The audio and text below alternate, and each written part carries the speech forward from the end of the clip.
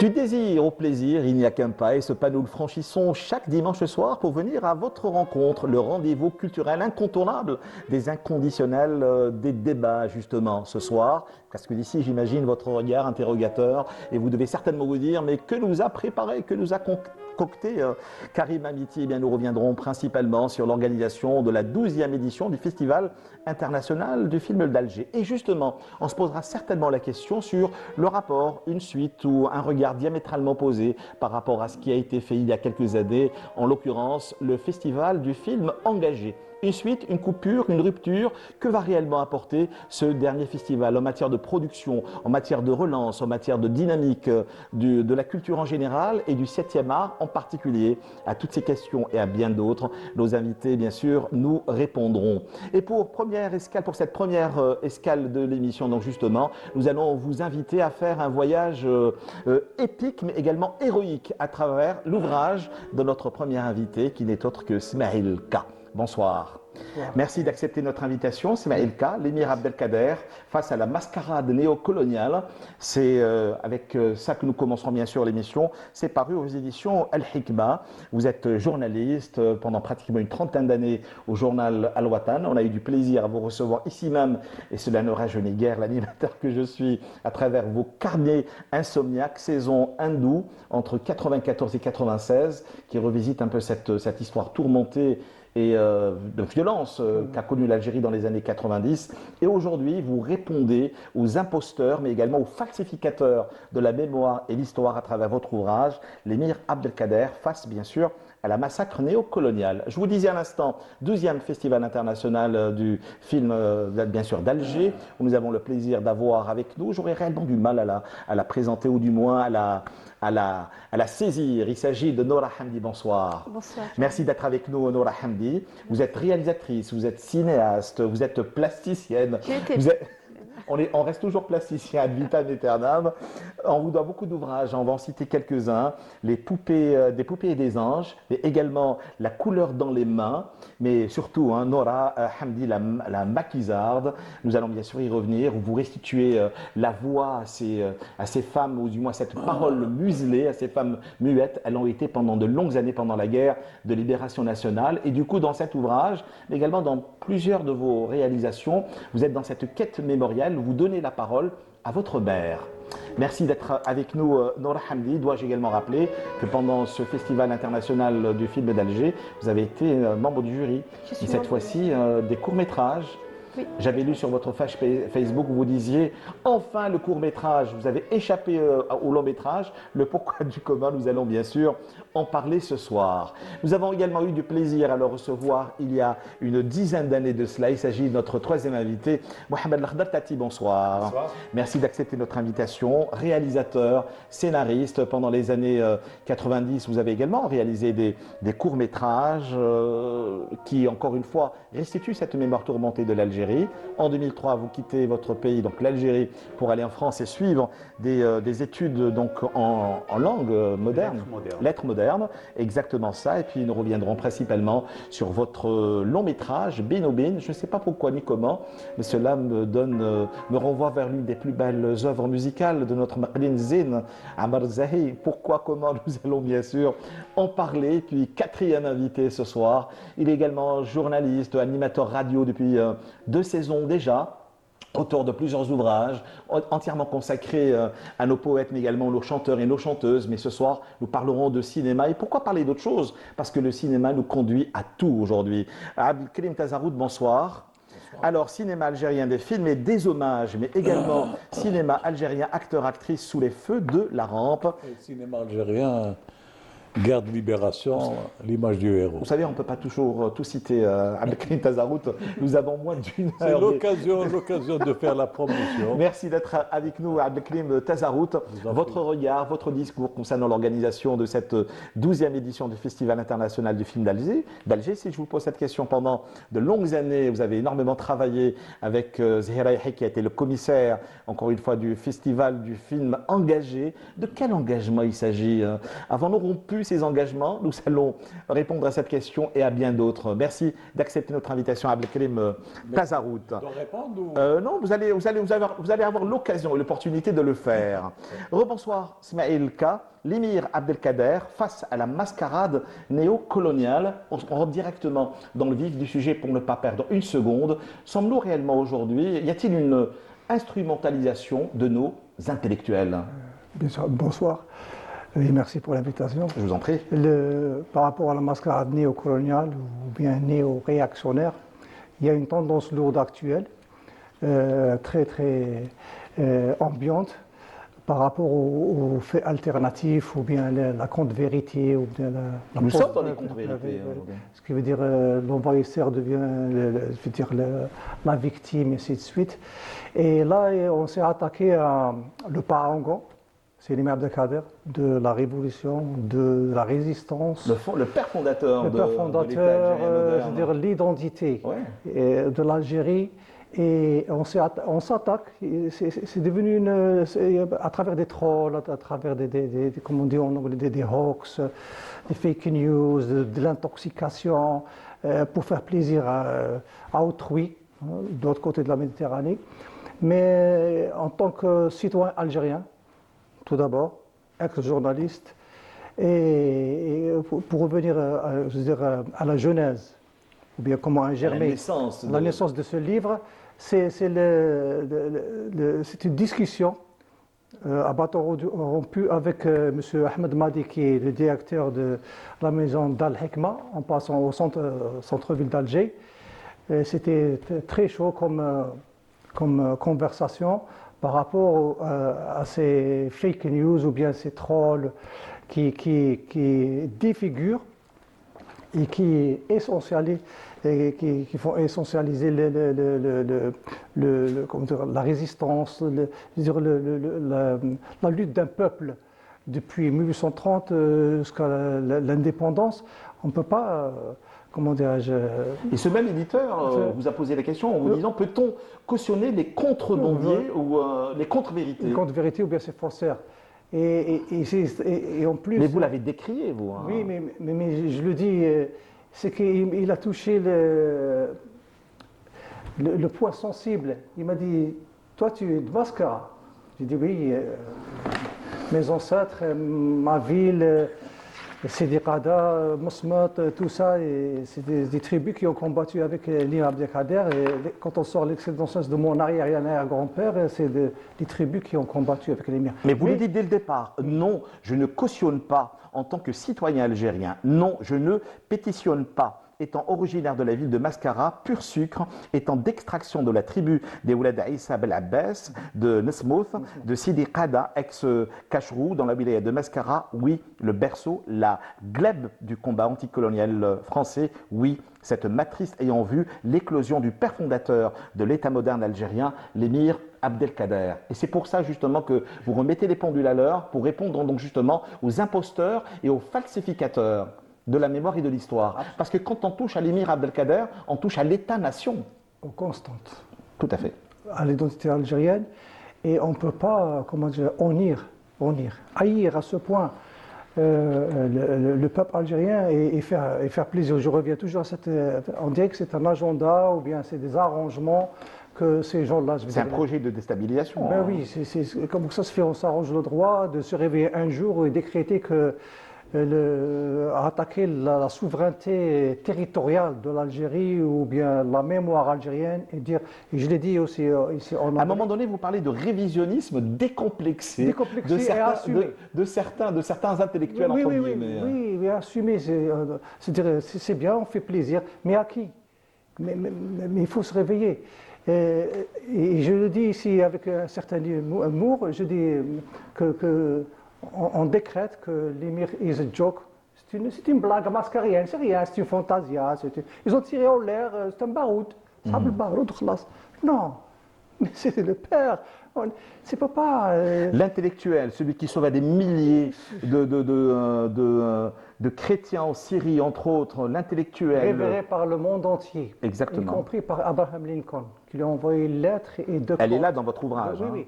Il ne faut pas oublier que je reviens, peut-être j'ai sauté une étape, mais mes références et mes référents ici, ce sont des archives américaines. Vous parlez également vous parlez entre autres des archives anglaises, mais il y a américaines surtout. Hein. Il y a également le rapport à l'Algérie. Hein. Oui, oui. Moi, j'ai eu du plaisir à recevoir Monsieur Alain Bessaïeh lorsqu'il avait, excusez-moi du terme, commis son ouvrage à travers cette relation épistolaire entre l'émir Abdelkader et l'imam Chamil, lorsqu'il était justement question de sauver des milliers de chrétiens en Syrie. Comment dirais-je, c'est le Gandhi de l'époque ou bien le Mandela de l'époque. C'est-à-dire, ils étaient en avance parce qu'il a sauvé des milliers de personnes, entre 12 000 et 15 000, au nom de l'islam, au nom de la fraternité, au nom de l'humanisme. Les valeurs cardinales universelles. Et à un moment, vous nous parlez de cette dystopie faisant dans la contre-histoire, et vous écrivez « Je récuse cette doxa salienne, sensationnelle entre parenthèses, et anachronique, nulle et non avenue, cette dystopie faisant dans la contre-histoire, ce discours indubitablement tendancieux, cette mauvaise foi, cette rhétorique du sublime colonial, devenant un moteur, un nouveau logiciel, ayant cette volonté de leurrer. Donc, il est impossible de rester sans réaction pour vous. Hein. Bien sûr, on ne peut pas cautionner. C'est également ça le rôle des intellectuels et des journalistes. C'est l'intégrité, c'est un grand mot. Je ne m'arrange pas le droit d'être intellectuel comme ça. Mais tu connais bien le background, il est culturel, il est plutôt musical. Mais on ne peut pas rester comme ça. Et en plus, ce qui m'a touché un peu plus, après une séquence ou bien une période un peu dramatique dans ma vie, je me suis retrouvé à Mascara, je suis resté 2 ans. Et ça vous a donné à réfléchir? Non, mais c'est le peuple, je veux dire, la rue, il me posait des questions, il me dit, vraiment, il y a des gens qui disent ça, que la moitié de l'Algérie de notre pays. C'est pas possible. Oui, que l'imam Abdelkader, il a tiré de sur le baroud. Bon, non. Il fallait rétablir des vérités, écrire justement pour lutter contre toute forme de ce qu'on appelle aujourd'hui la culture de l'amnésie. Ils m'ont acculé dans un dernier retranchement, ils m'ont dit, en me posant cette question, est-ce que vraiment tu es un journaliste? Je dis oui, mais j'étais journaliste. Non, on reste journaliste. Vous allez rester comme ça, muet? Sans réagir. Ils ont dit, nous on ne peut pas parler, mais au moins quelqu'un qui parle, dans tout ce monde, des millions d'Algériens, mais il n'y a pas un seul qui va pas. Hors de nos frontières, quand on parle de révisionnisme, on passe en justice. Hein. Vous éternuez, c'est exactement, bon, tout vous à êtes fait. antisémite, c'est bon, il n'y a pas de problème. Mais justement, on se pose réellement la question aujourd'hui à travers votre ouvrage, l'émir Abdelkader face à la mascarade néocoloniale, je le rappelle, par les éditions d'Al-Hikma, à qui profite justement le crime de lèse-histoire et de lèse-majesté contre l'Algérie? C'est, je vais dire, l'extrême droite ou bien l'ultra droite française. Et une partie, on ne parle pas du peuple français, on parle aussi du politique. Tout à fait. Zémourienne. Oui, oui. Ou les pénistes. Voilà, c'est connu. Pas que la droite. Il y a des partis qui en profitent. Oui. La récupération, faire dans la récupération. C'est connu, des partis qui en veulent à l'Algérie, c'est connu. Ouais. Les ennemis de l'Algérie. Ça profite. Quand tu fais une déclaration comme celle qui a été faite par Sansal, ça profite à plusieurs partis. Oui. Vous parlez entre autres de cette piqûre de rappel. Les regrettés Tahar Djaoud, Youssef Septi, Barti Ben Aouda, Aïdi Félici, Saïd Maqbal, Abdelkader Aloula, Azdin Medjoubi, Kadour Bousselham, certains cherchaient l'intrus. Hein. Ce sont les intellectuels morts assassinés dans les années 90 par les hordes terroristes sanguinaires à leur corps défendant, et ce contre l'ignominie et le diktat de l'extrémisme religieux islamiste pour la démocratie, la liberté, en leur pays, bien sûr, l'Algérie. Ils sont absents aujourd'hui. Ont-ils réellement tort? Vous vous posez la question. Non, suivez mon regard. C'est pour répondre, donc justement. Oui, suivez mon regard. Pour leur dire, ils ne sont pas là, mais on ne peut pas s'improviser ou bien décréter je suis dissident du jour au lendemain. On se rasant le matin et on décrète que nous sommes l'intellectuel S-lettres de l'Algérie. On est réellement aujourd'hui dans ce qu'on appelle l'algérophobie. Hein. L'algérophobie, c'est pas de la fierté ou bien une mort ou bien une fierté mal placée. Au contraire, si tu es algérien, au moins, sois un héros une fois. Tu sais, David Bowie dit une chose, we can be heroes for one day, only for one day. Soit, au moins, faut le faire. Agis pour ton pays. Tu es né ici, tu as été à l'école, je veux dire, publique, on t'a enfanté ici. Après, on ne peut pas piétiner, je veux dire, les valeurs ou bien nos constantes nationales. Ce n'est pas de la démagogie. En tant que citoyen, je dis ça. Maintenant, celui qui veut répondre ou bien, qu'il écrive des bouquins, voilà. Ça a été également le cas de Hassan Arab, qui a édité en même temps que vous, lors du Salon international du livre, sur l'émir Abdelkader. Est-ce réellement l'effet du hasard? Non, c'est une coïncidence, mais lui aussi, c'est un intellectuel. Oui. Oui, mais vous étiez dans des visions complémentaires ou Non, on n'a pas eu de contact, mais c'est Alain qui est sorti, j'ai vu le livre, et il parle de la traîtrise de Moulay Abdelrahman. La même chose, j'ai un chapitre ici. Exactement. Et l'émir Abdelkader qui disait « L'empereur du Maroc m'avait abandonné et se décidait plutôt à me poursuivre et à me combattre. » Oui. Pour vous dire un peu, vous savez le dernier combat de l'émir Abdelkader? Dernier combat, face à frontal. Il n'est pas avec les Français, hein. Il est avec des Marocains. Tout à fait. Aidé par les Français, quand même. Aidé par les Français, par Vous parlez de ce guet-apens orchestré par un frère ennemi, le Maroc. Le Maroc, avec une densité folle. Il y a plus de 120 000 je veux dire, hommes amassés, je veux dire, sur les frontières de l'Ouest et de l'Algérie. Et l'émir Abdelkader, derrière lui, il y a 56 000 hommes qui sont là pour le... Et il les a combattus. Ils sont rompus à la guérilla et tout ça.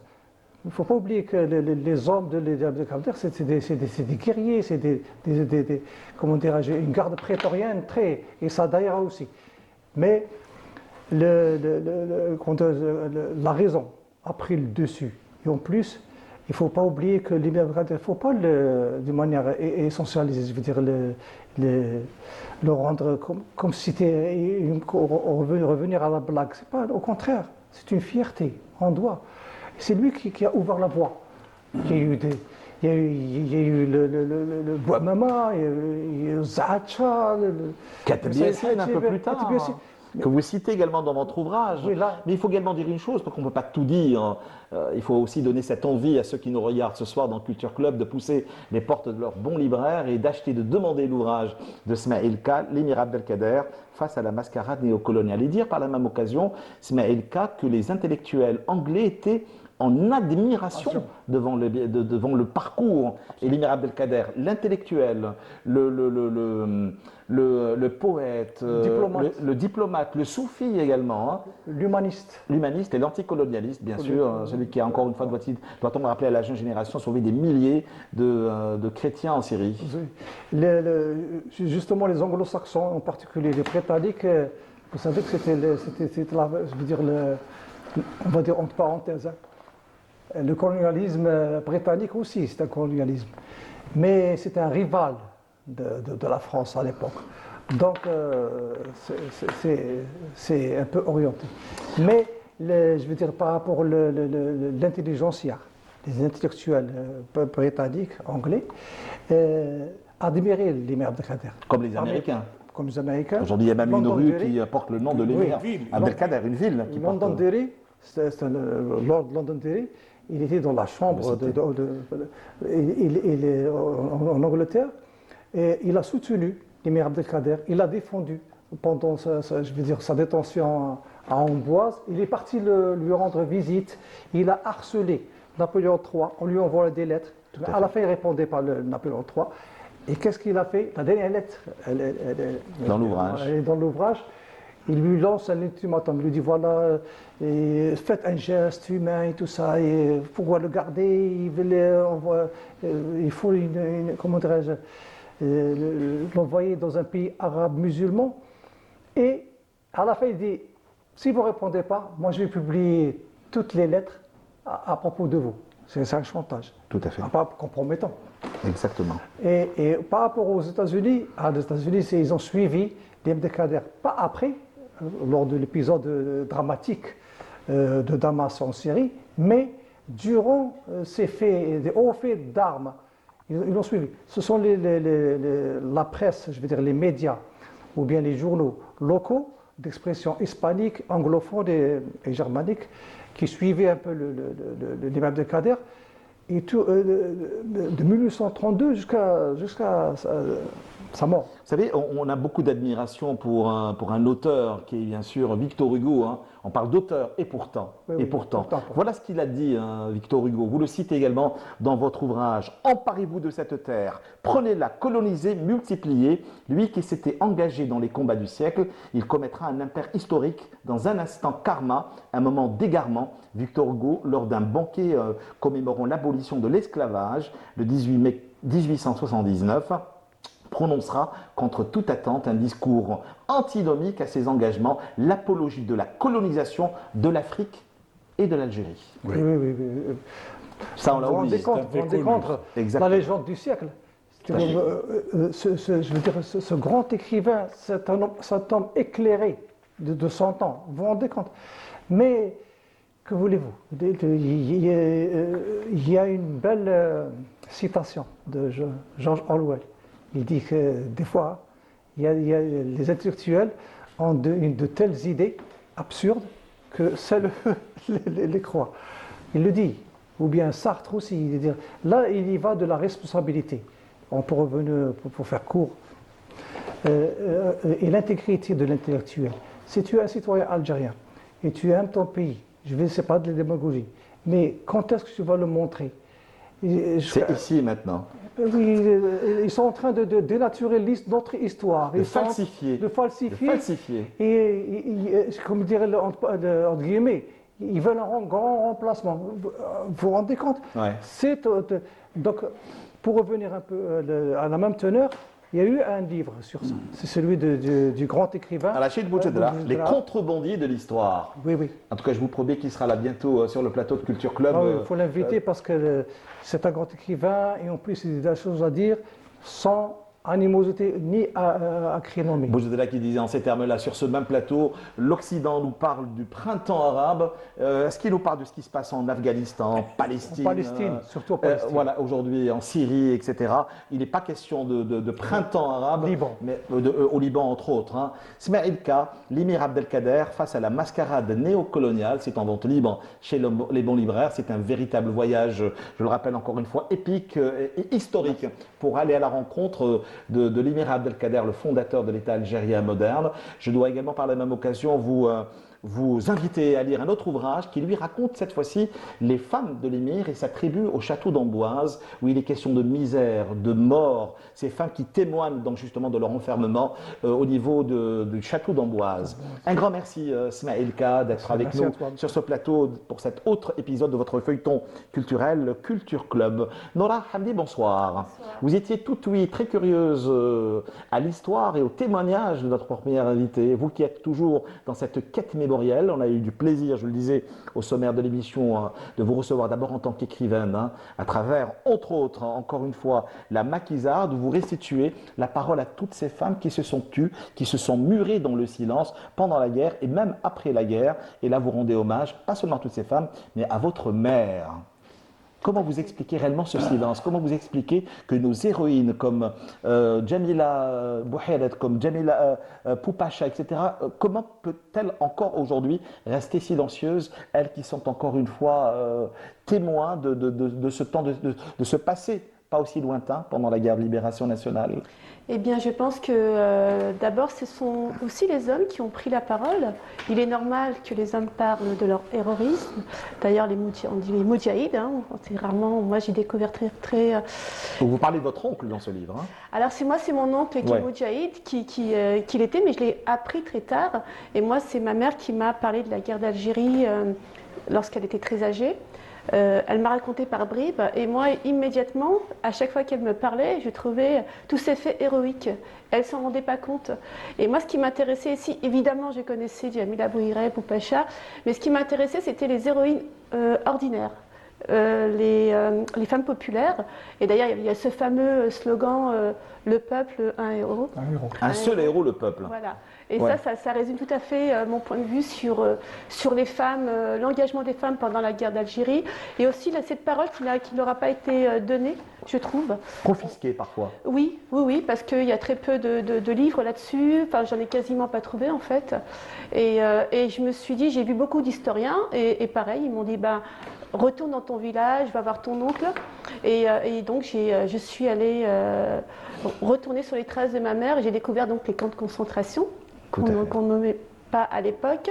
Et c'est à travers le rapport de Michel Rocard que j'ai découvert qu'ils existaient réellement, mais pas dans l'histoire racontée publiquement. Vous remontez le cours de l'histoire dans cet ouvrage et dans pratiquement la plupart de vos films, parce que la plupart de vos ouvrages, de vos écrits ont été portés à l'écran. Oui. Et justement, votre mère, cette héroïne, vous en parlez et on l'entendrait presque lorsqu'on lit les premières pages de votre ouvrage.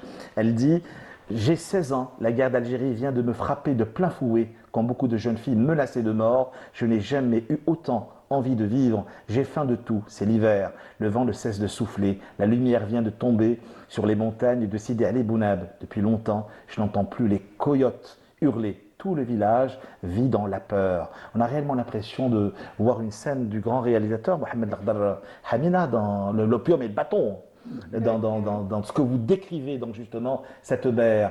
Et jusqu'à la fin, elle vous a rarement parlé de ce qu'elle a eu à subir. Vous avez imaginé, c'est entre autres, ça, la force de la littérature, nous entraîner sur des chemins, comment dire, insoupçonnés.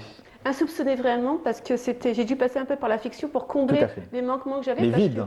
Les vides, parce que ce n'est pas facile de parler la pudeur aussi de la pudeur, on ne parle pas des tortures, on ne parle pas... On ne parle pas des viols. On ne parle pas, certainement pas des viols. Donc c'est vrai que déjà le fait qu'elle prenne la parole, qu'elle m'en parle, c'était quelque chose de très fort pour elle, parce qu'elle n'avait jamais parlé, parce qu'on lui a toujours dit que ce n'était pas son rôle d'en parler. Et donc... ma mère ne sait pas lire et écrire, donc je me suis dit comment lui redonner une voix. Et donc c'était l'idée du livre. Je me suis dit tiens, c'est à travers sa voix où je veux me mettre à sa place. Et mon oncle, hein, Modjahid, ancien Modjahid, qui m'a montré l'endroit où il a combattu dans tous les maquis. C'est une écriture assez scénarisée, hein. Noura Hamdi, vous l'écrivez. On va passer bien sûr à autre chose, hein, parce que vous êtes aussi, je le rappelle, lors de cette deuxième édition du Festival international du film d'Alger, membre du jury du court-métrage. Et on revient à votre mère, si vous le permettez, avant de refermer cet ouvrage, qui va certainement parler à ceux qui nous regardent, parce qu'il a été réédité par Cédia Éditions, donc en vente libre chez les bons libraires. Je la regarde, son mot. Maintenant, je sais pourquoi depuis toujours j'ai le sentiment que ma mère n'est pas une femme comme les autres. Sa résistance, son regard imposant, silencieux, traduisent ceux qui savent observer que la soumission n'a jamais existé en elle. Elle tenait seulement un rôle pour ses enfants. J'ai toujours senti que ma mère ne correspondait pas à l'image de pauvre femme, soumise, ignorante, illettrée qu'on lui avait collée. J'ai toujours senti qu'un secret sommeillait au plus profond de son être. Je n'avais pas les mots pour traduire ce ressenti. Comme elle n'a pas l'écriture pour décrire ce qu'elle avait vécu, seule sa façon de conter des légendes, comme le voulait la tradition des villageois, venait des montagnes d'Algérie,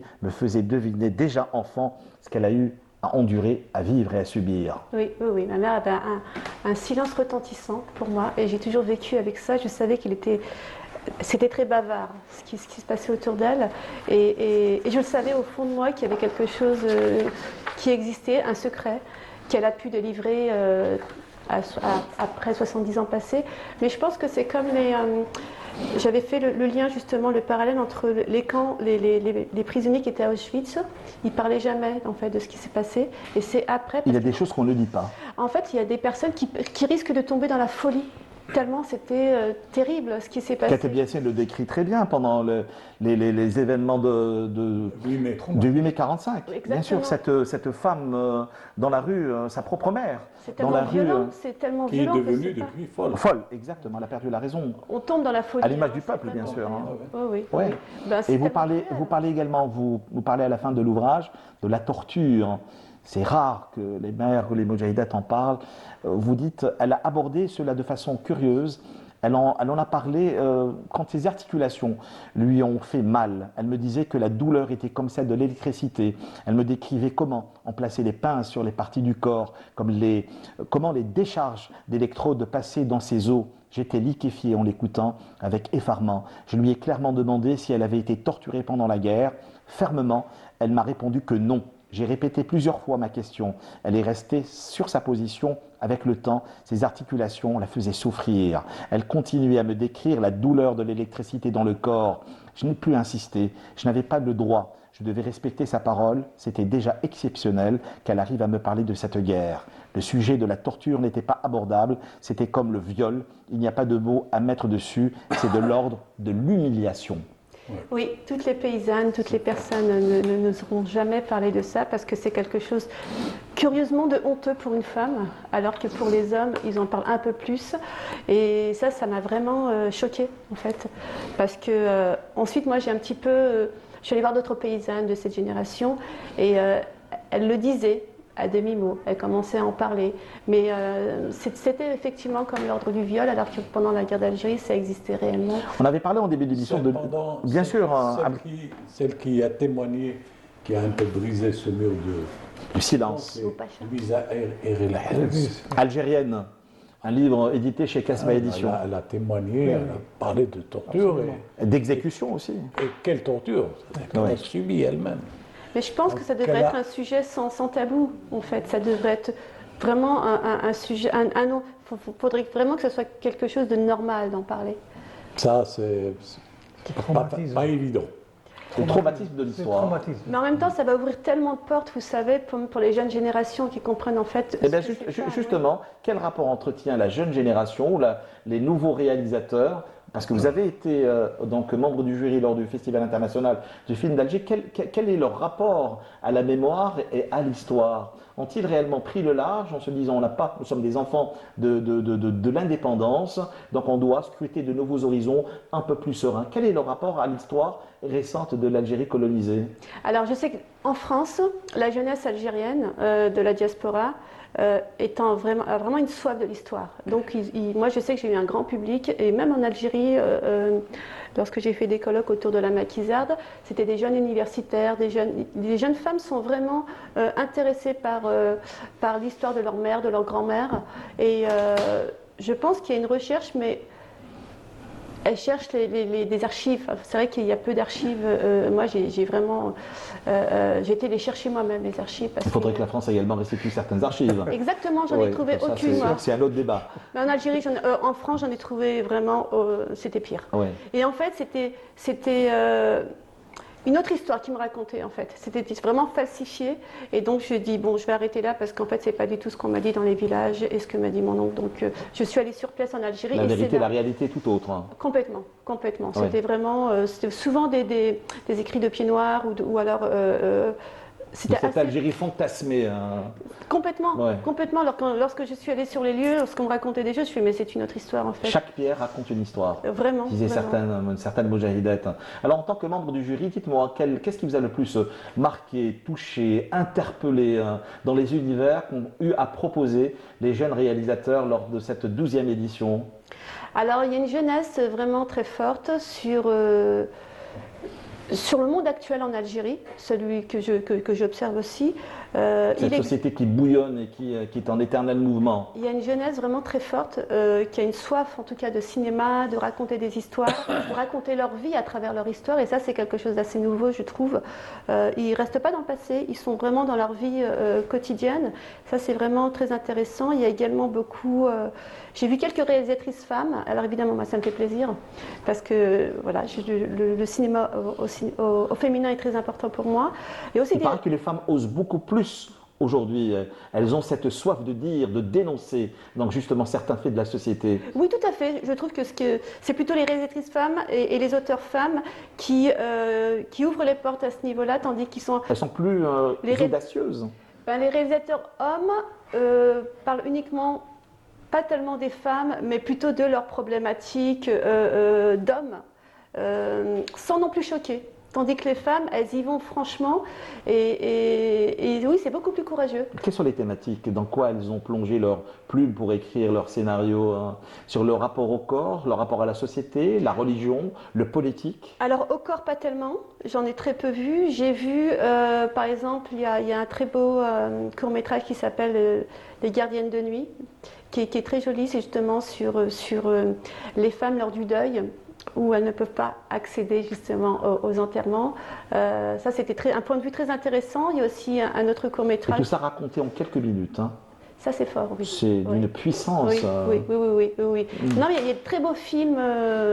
J'ai également vu un très beau film, un très beau court-métrage sur Boualem s'en va. Vous savez, cette personne qui était muette, qui était à la Cinémathèque d'Alger. Et on lui redonne la parole. J'ai trouvé ça très joli parce que cette personne, je l'avais croisée il y a très longtemps. Non, c'est vraiment une programmation très riche pour les courts-métrages. Et ben, aujourd'hui, c'est la télé. Les productions, d'après vous, parce que ce n'est pas la première fois que vous assistez au festival. Bon, c'était le festival du film engagé, on va y revenir dans quelques instants avec Abdelkrim Tazarout. Et aujourd'hui, le festival international du film d'Alger. Les productions étaient plus importantes par rapport aux précédentes sessions? C'est différent. C'est vraiment différent. Moi, j'ai moins connu le Festival du film engagé, mais c'est différent. Vraiment. Mais on parle souvent d'engagement, mais justement, quel sens vous donnez à cet engagement-là vis-à-vis ce que vous, enfin, dans tout ce que vous avez eu à voir, à visionner pendant cette 12e édition? J'ai l'impression que c'est moins politique.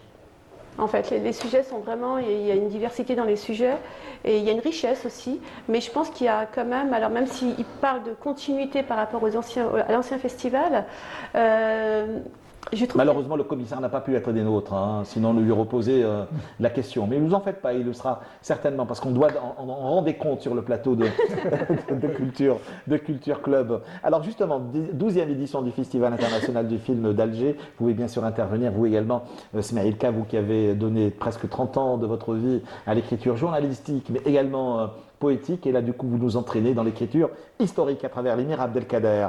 Bonsoir Mohamed Lardaltati, un plaisir de vous recevoir ce soir. Merci. Scénariste, réalisateur, on a eu à partager vous et moi des aventures cinématographiques dans les années 2000. Vous avez quitté l'Algérie en 2003. Alors on va revenir aujourd'hui on va revenir principalement sur votre actualité, c'est Benobi. Nous sommes réellement dans une forme d'incertitude. Mais de quelle incertitude il s'agit dans ce dernier long métrage où on parle de contrebandier, mais pas de l'histoire, contrairement à ce qui a été dit en début d'émission? Alors, en fait, vous dites bien l'incertitude parce que c'est exactement ça. Quand, dans notre expression populaire binoubine, c'est vraiment être ou ne pas être. Hein. Voilà, être mitigé. Comment ça va? Binoubine, on ne sait pas.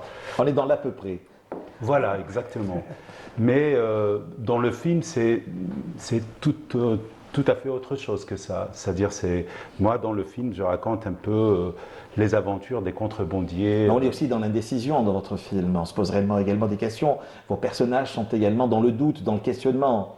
Pas dans le doute, en fait, pour moi, il y a une façon d'être propre à l'imaginaire arabo-musulman en général, mais algérien en particulier parce que c'est ce que je connais le mieux, cette façon d'être et la chose et son contraire en même temps. C'est très déroutant. Je pense que les gens ont du mal à comprendre ça. Moi, je vis en France, parfois, je me retrouve dans des situations où les gens restent perplexes. Pour moi, la situation est tout à fait normale d'être... Ouais, et ça, et son contraire. C'est normal, avec 2 O et voilà. 3 M. Hein. Voilà, exactement. Et du coup, donc pour moi, être contrebandier, c'est être aussi dans cette situation où on fait avec l'illégalité quelque chose qui, on arrive à rendre complètement légal. On parle de la contrebande du carburant dans les régions du Sud. Exactement, comme mode de vie, comme culture. Mais c'est-à-dire, autour de ça, il y a la notion de la frontière. Pour moi, le film cherche à aller au plus près de cette notion de frontière, comment elle est vécue, comment elle est appropriée par les gens qui sont... Et votre personnage, Saad Zenir, ne rêve que d'une seule chose, faire un film. Y a-t-il une forme de ressemblance entre votre personnage et vous dans votre long parcours cinématographique Au fait, Mohamed Khadr Tati. je sais pas comment répondre à cette question, si ce n'est de dire la genèse de ce film-là, ou de ce scénario, c'est que je voulais d'abord faire une adaptation du Quai aux fleurs ne répond plus de Malek Haddad. Oui. Et vous avez fait une émission, Quel roman. voilà, C'est vrai. à la radio. Quel roman. Donc, je voulais faire une adaptation de ce roman. Mais je me suis dit, en fait, Malek Haddad, s'il vivait aujourd'hui, il aurait écrit quelque chose sur les contrebandiers. Parce que l'idée de la frontière dans son livre, Le Quai aux fleurs ne répond plus, était centrale. Parce que c'était une histoire d'amitié qui allait être séparée par une frontière à venir, c'est-à-dire la frontière algéro-française. Quand l'Algérie allait être séparée. Dans le roman, il va voir son ami européen, il lui dit « Quand est-ce que vous revenez chez nous ?» Son ami lui dit « Chez nous ».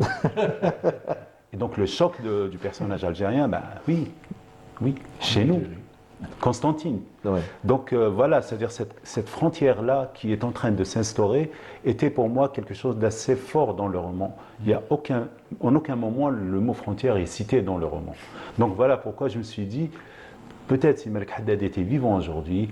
Et si Malek Haddad était là aujourd'hui, à la vue de votre film, dans lequel on est bercé par les paysages extraordinaires, à vous couper le souffle, mais également bercé et soutenu par certains mythes, également certaines légendes.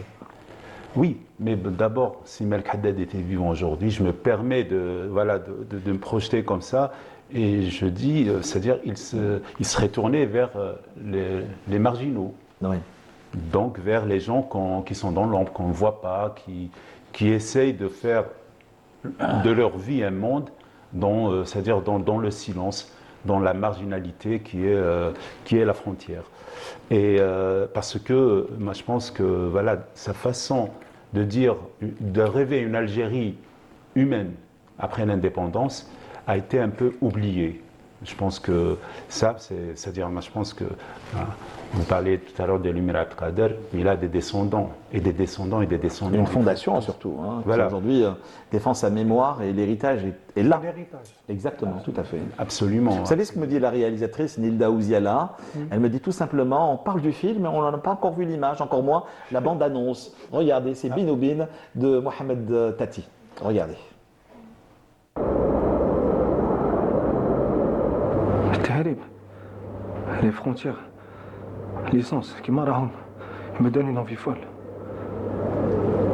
يهرب انا ميمور comme ça رصاصة في الراس et tu sais quoi face à ça tu te sens vivant je vais déjà y retourner.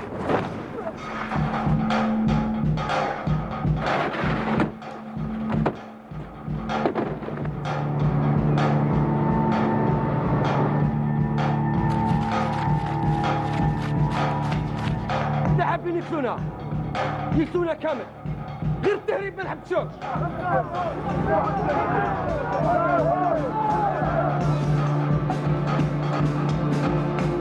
شكون هذا؟ منين جا؟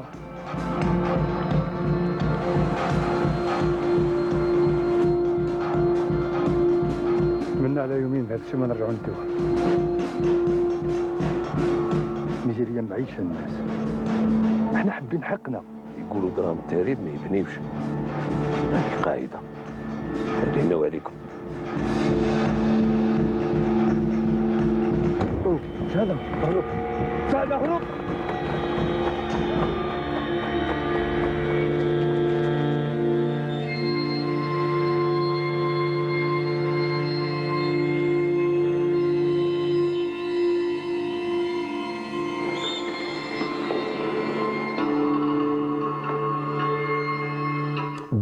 Bientôt sur les grands écrans. Bien justement, pendant le passage de la bande-annonce, j'avais posé la question au réalisateur, votre film sera-t-il distribué? Cela donnait presque un rictus qui a frôlé l'infarctus à Abdelkrim Tazarout. Pourquoi vous sauriez, quand on avait posé la question à savoir quand est-ce que le film va être distribué? C'est peut-être la problématique des salles, de la distribution? Les salles existent. Quelques films existent, mais si vous ratez l'avant-première, vous ne verrez plus le film. Mais bon, ou alors, il faut attendre. C'est une problématique récurrente, encore une fois, une thématique presque insoluble. Comment vous expliquez cela? Elle n'est pas, la logique voudrait qu'elle ne soit pas insoluble. C'est-à-dire, vous avez un film, vous avez des salles. Et vous avez la normalité des choses. Logiquement, il a sorti un film qu'il a rêvé, dont il a rêvé, etc. Il est là, présent maintenant, prêt à la diffusion. Qu'est-ce qui l'empêche que ce film soit projeté? Il a son visa d'exploitation, il y a des salles, il y a un potentiel public pour ça. Alors justement, on se pose la question à travers la thématique, nous le disions au sommaire de l'émission, 12e Festival international du film d'Alger. J'aimerais bien d'abord avoir votre point de vue, Abdelkrim Tati, sur justement le nombre de films réalisés pendant cette dernière édition. On a parlé de 2 ou 3 films récents. Est-ce que justement à travers la réalisation de 2 ou 3 œuvres cinématographiques, on peut franchement monter un festival international? Qu'a-t-on à montrer donc justement aux téléspectateurs étrangers, où Cuba, dois-je le rappeler, était invité d'honneur? Bon, il est clair qu'en termes de production algérienne, c'est insuffisant, mais indépendamment des festivals, c'est-à-dire le public algérien ne voit pas de films algériens. Et pourtant, il a faim de son cinéma, de ça. Mais absolument, les gens adoraient voir les films algériens.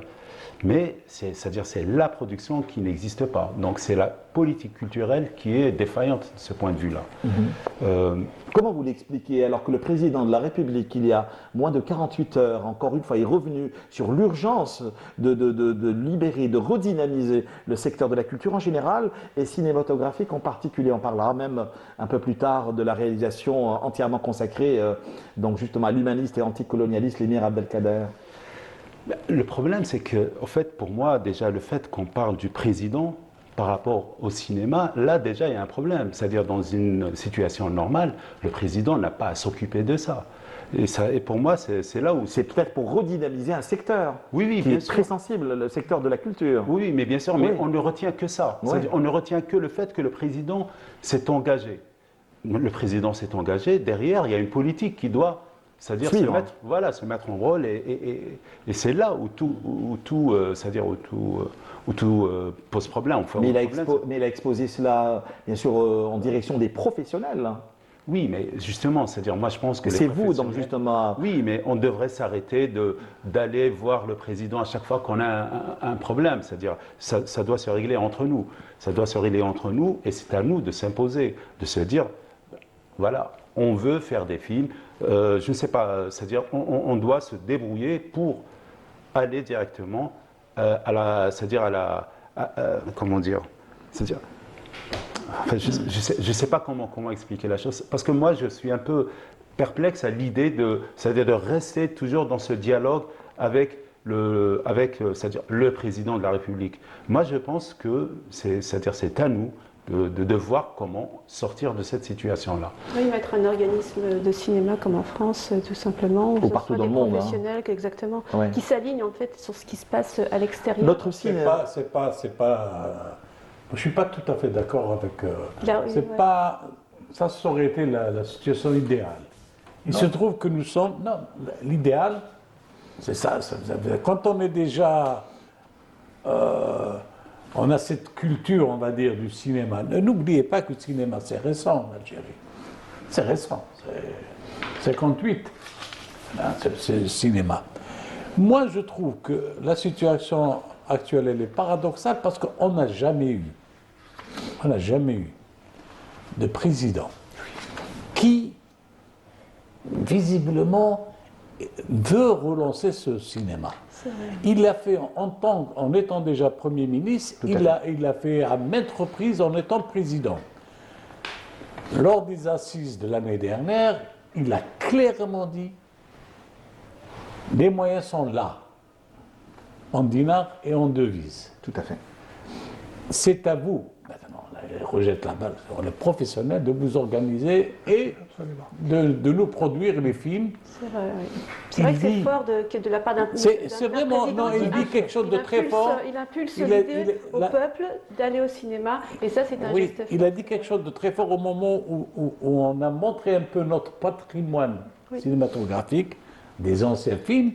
C'est-à-dire qu'on ne va pas à chaque fois se référer qu'à ça.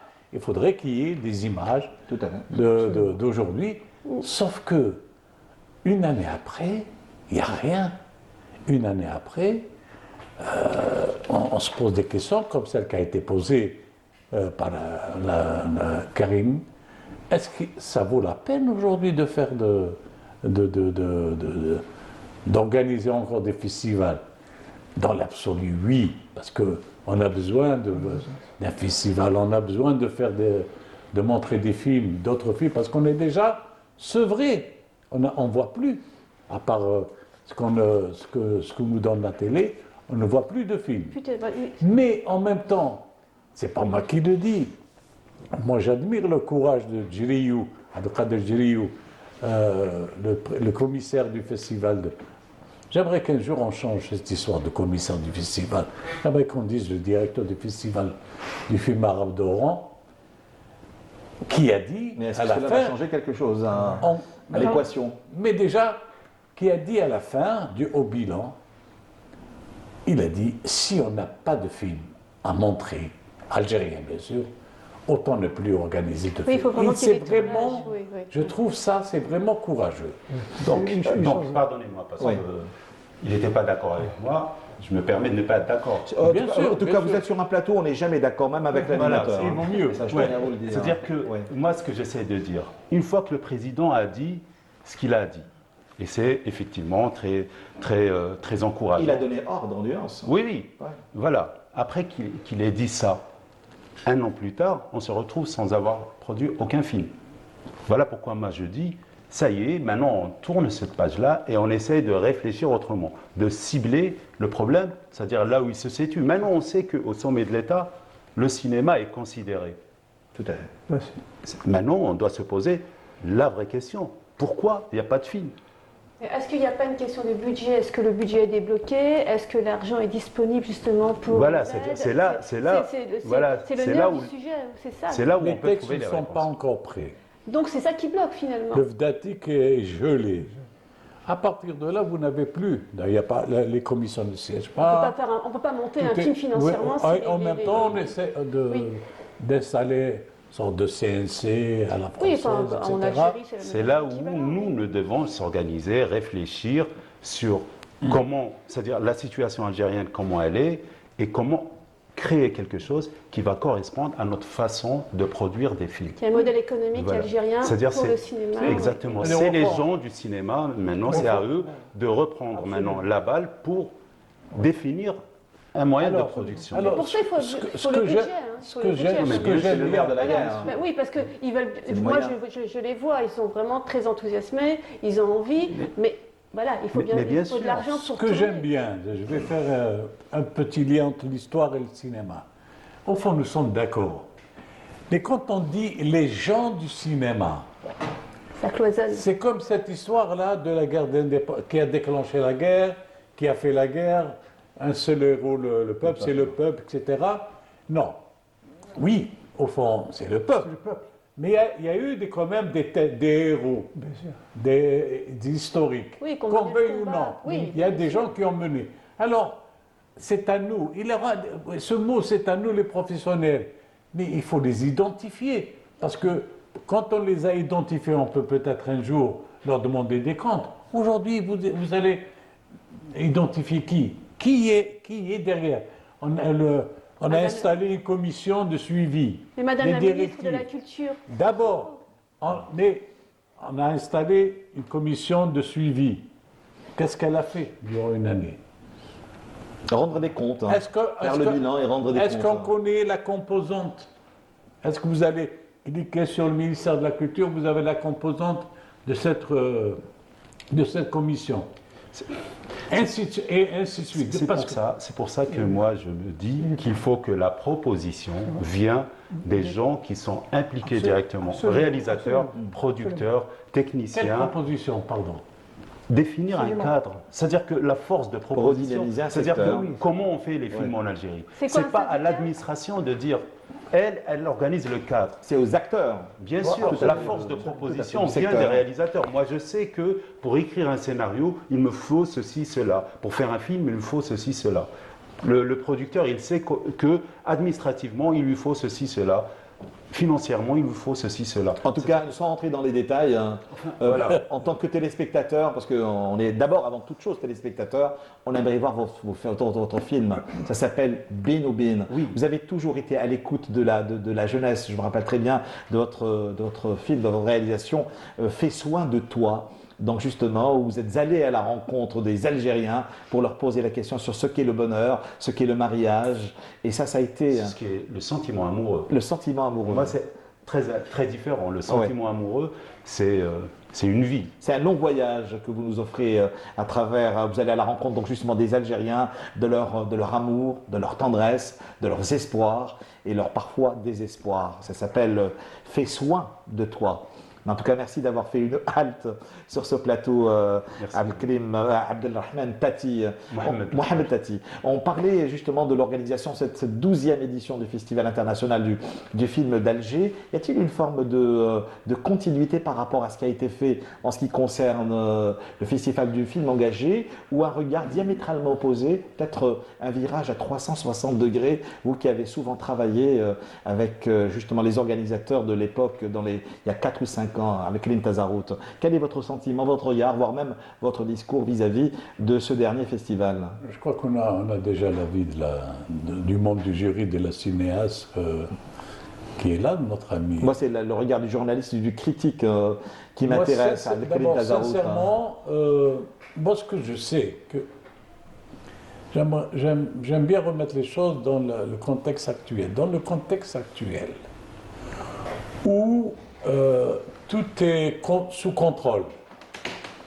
Nous n'avons plus d'images sur ce qui se passe en Palestine. Ni, quand je dis ce qui se passe en Palestine, en termes... La Palestine est également présente lors du festival. Tout à fait, il y a une belle programmation. Exactement, en termes de palestinien. Génocide. Ouais. En termes de génocide, ou ce qui se passe au sud du Liban ou au Liban. Absolument. Quand vous voyez que le film engagé, quand on dit film engagé, il y a cette catégorie de films engagés, de films qui disent, des films qui disent quelque chose, qui revendiquent quelque chose. D'où ma question en première partie de l'émission, de quel engagement il s'agit? Pardon, je continue, sans pratiquement censurer différemment, il y a une censure différente du monde occidental.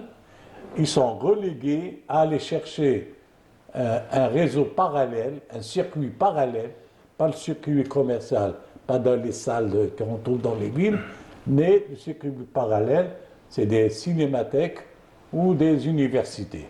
C'est déjà lui destiner une visibilité très limitée.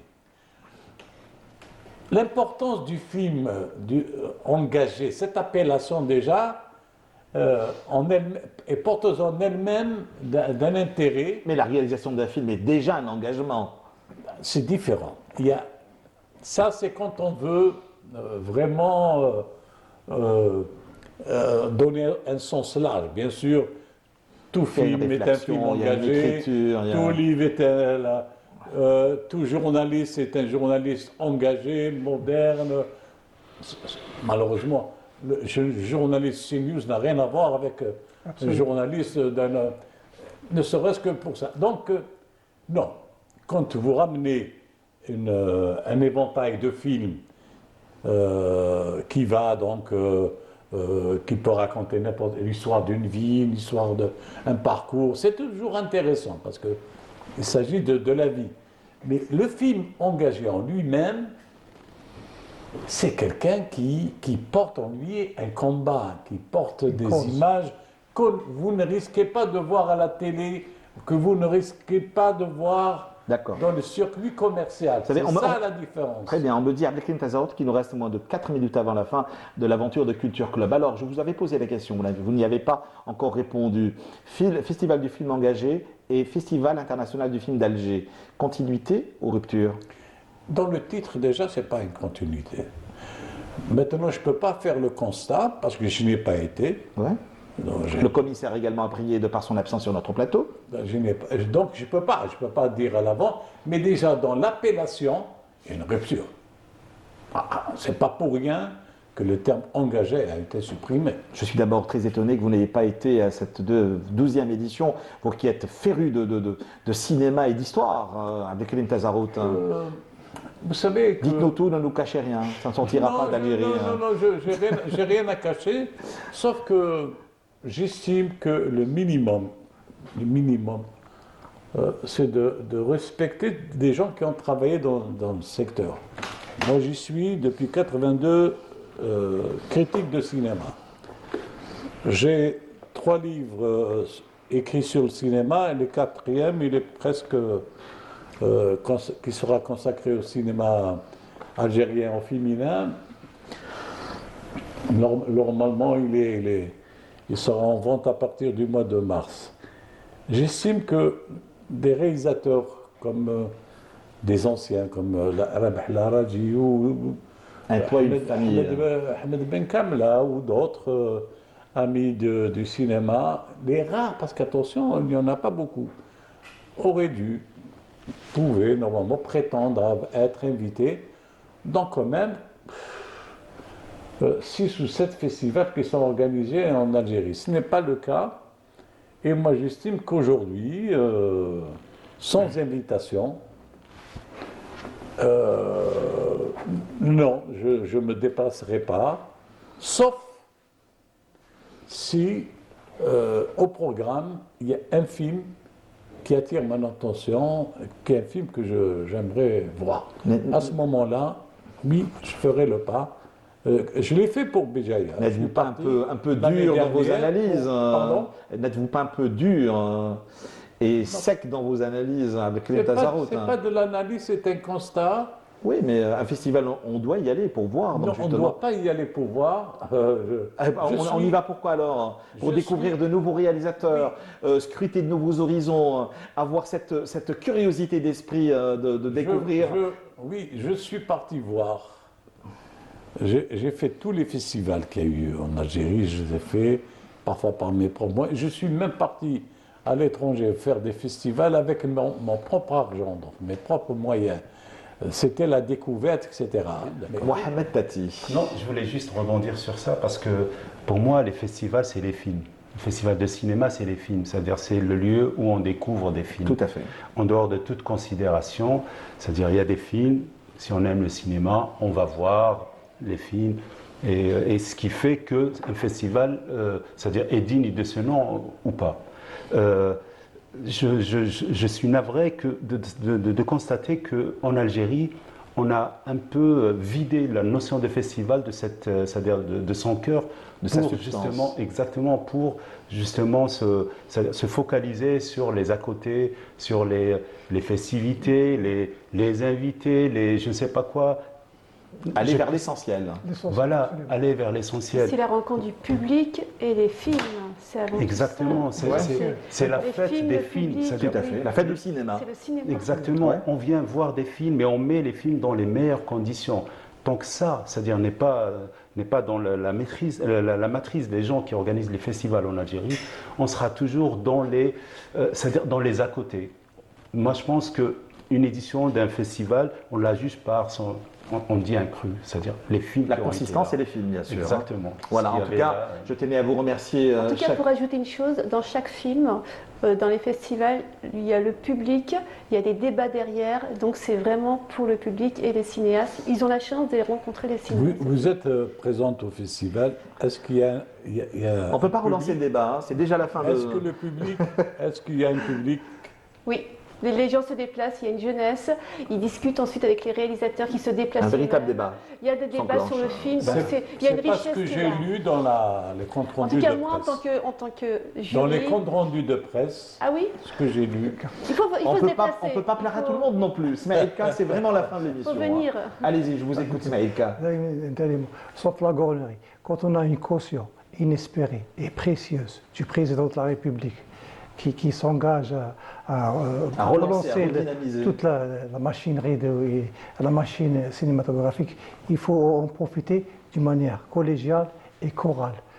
Comme l'a souligné notre ami Tati, avec les professionnels. En tout cas, bienvenue sur le premier site de rencontre culturelle en Algérie. Ça s'appelle Culture Club, qui vous ouvre ses portes tous les dimanches soirs, bien sûr, autour de 21h. Non pas pour refaire le monde, hein, c'est pour juste être à l'écoute de ceux qui portent la culture, encore une fois, sans démagogie aucune. Et voilà donc une musique de nuit qui nous annonce déjà la fin de l'aventure, en vous rappelant l'ouvrage de Smaïl Ka à travers cette aventure héroïque et épique, celle de l'émir Abdelkader face à la mascarade néocoloniale. C'est paru aux éditions Dar el-Hikma. Nous aurons certainement le plaisir de la voir sur notre plateau, cet escargot entêté, qui est Rachid Boujedela, les contrebandiers de l'histoire, un pamphlet bien sûr, toujours paru aux éditions Dar el-Hikma, donc une forme de dialogue entre Smaïl Ka et l'un des pères fondateurs de exactement, Rachid Boujedela, Nora Hamdi à travers la maquisarde, mais également cinéma algérien, acteurs, actrices, sous les feux de la rampe, et cinéma algérien des films et des hommages de Abdelkrim Tazarout. Je tenais à vous remercier Nora Hamdi, Smaïl Ka, Mohamed Tati et Abdelkrim Tazarout, et également vous qui êtes fidèles au programme de Canal Algérie en général et de Culture Club en particulier. Alors si vous avez manqué cette émission ici, nous vous manquons, sachez qu'elle sera rediffusée le jeudi matin autour de 11h et que la nuit vienne reposer parfois nos esprits si tourmentés. Merci madame, merci messieurs, merci à vous. À la semaine prochaine pour de nouvelles aventures.